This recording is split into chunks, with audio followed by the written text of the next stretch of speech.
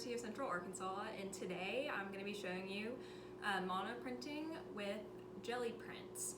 So what you're going to need at home is, this is a Gelli print.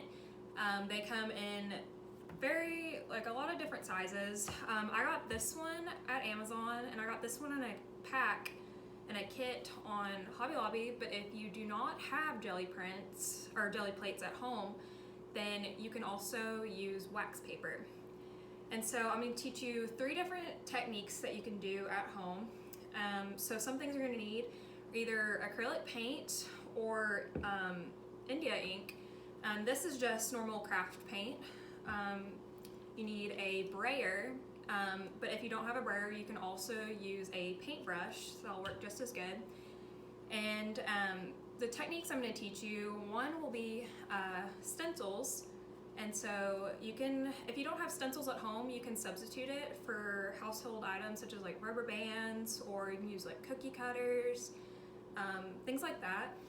And then you will also need paper towels. One of the techniques will actually be using paper towels, but we can also use paper towels for cleanup.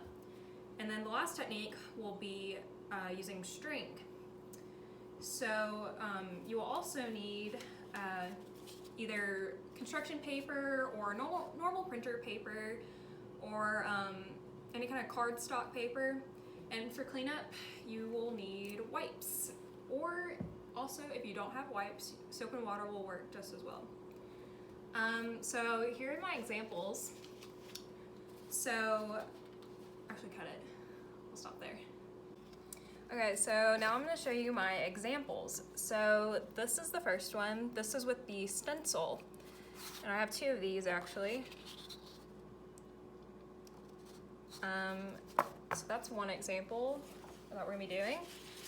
And the next example is with paper towels, as pressing down paper towels to create this sort of texture.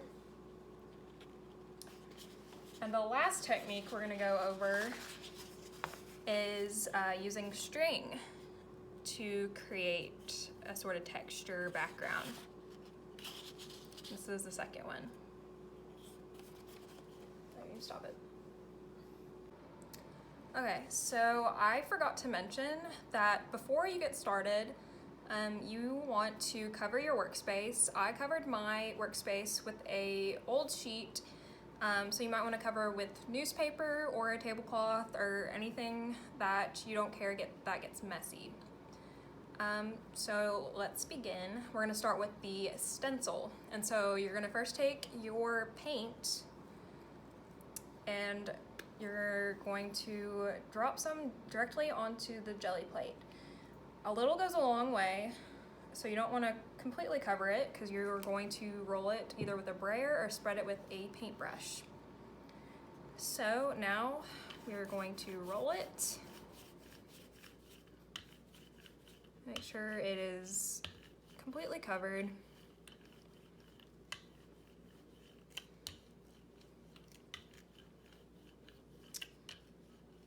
And so you might want to go up and down on your Gelli plate and side to side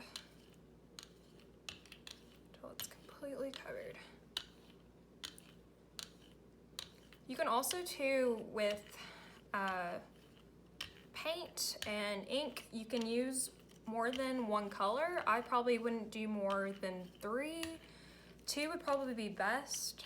And you can mix colors and they kind of give this ombre effect. But with this, I'm just going to do 1 color. So now we take our stencil, and I'm going to do it this way. We're going to place it down. I'm going to do it like this. My stencil does not fit because my Gelli plate is too large, but I'll show you how you can fix that in a second. So now you take your construction paper, or any type of paper you have, and you place it on top of the Gelli plate. And you start rubbing and applying pressure. And you want to make sure you get all sides of the Gelli plate so they appear on the paper.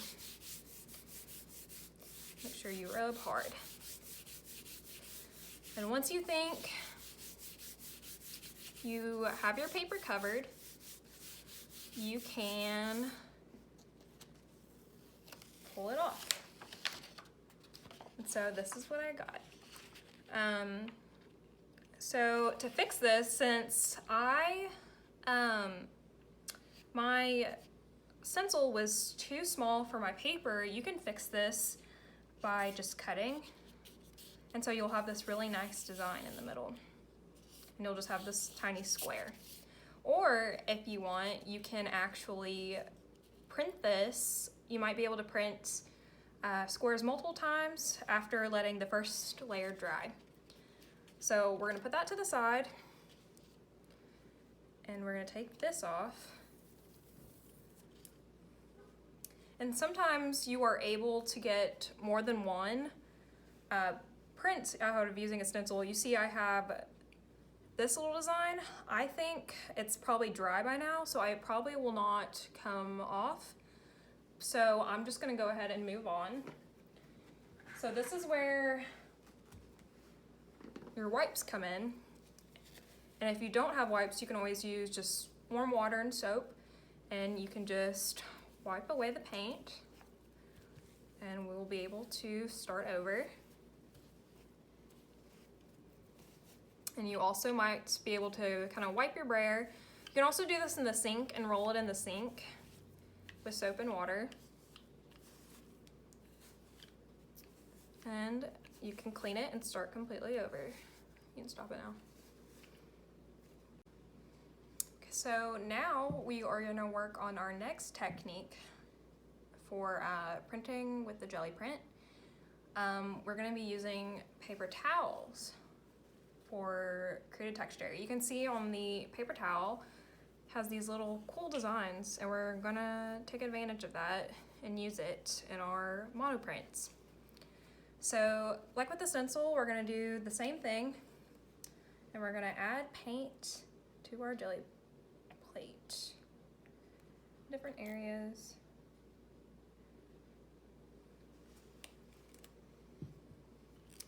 We're gonna take our brayer paintbrush, and we're gonna roll it until it's completely covered, going up and down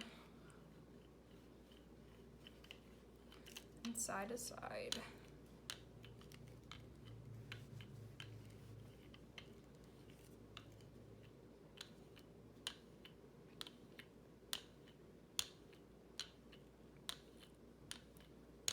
Okay, now we're gonna take our paper towel, and you can scrunch it however you like. You could leave it like this, but I like to kind of scrunch it and make it kind of a weird shape slash texture.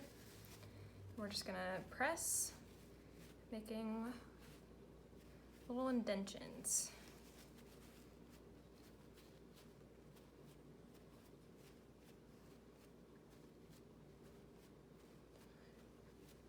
You keep pressing until you like it. And then once you have it how you like it, you again take your paper and place it on top of the Gelli print, and you rub and add some pressure, and you rub until you think you've rubbed all around the Gelli plate.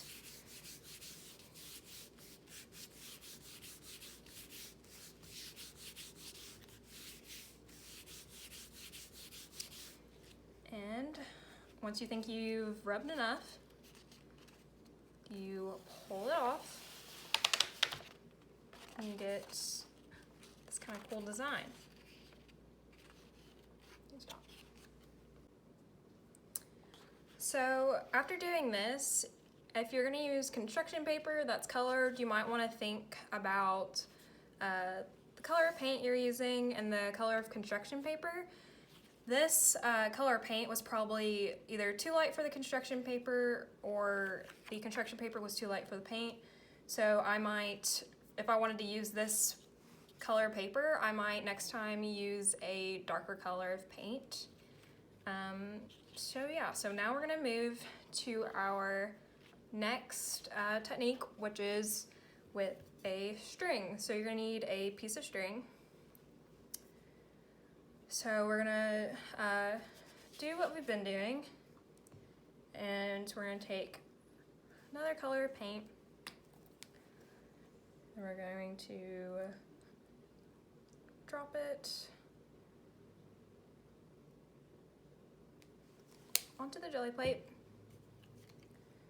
and we are going to roll it out and spread it, going up and down and side to side.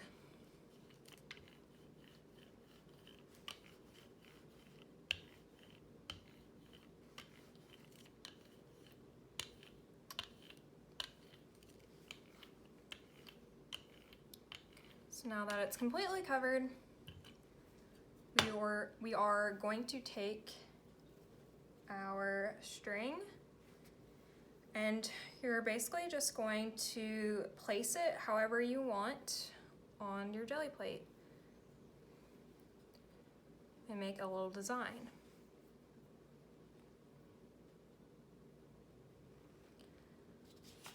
So I'm going to now take another piece of paper, and I'm going to press it down and rub pretty hard.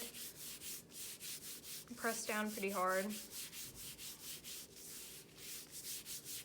so it covers the whole jelly plate.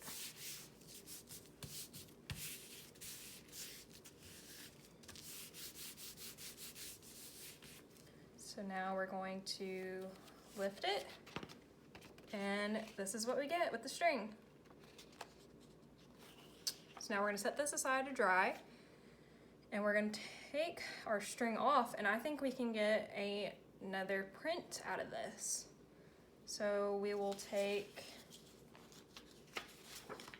another piece of paper, and without the string this time, we're going to place another piece of paper down and rub